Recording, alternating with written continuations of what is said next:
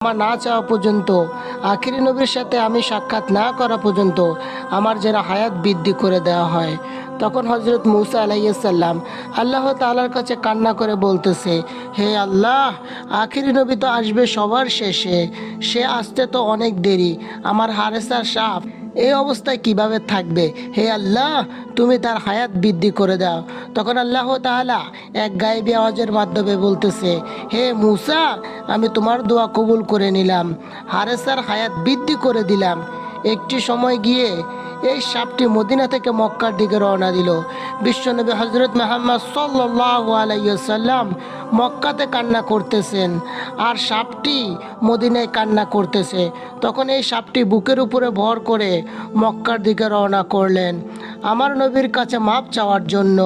আর এই সাপ 6 মাস পর্যন্ত বুকে ভর করে আবু জাহেলের বাড়ির সামনে দাঁড়িয়ে গিয়েছে।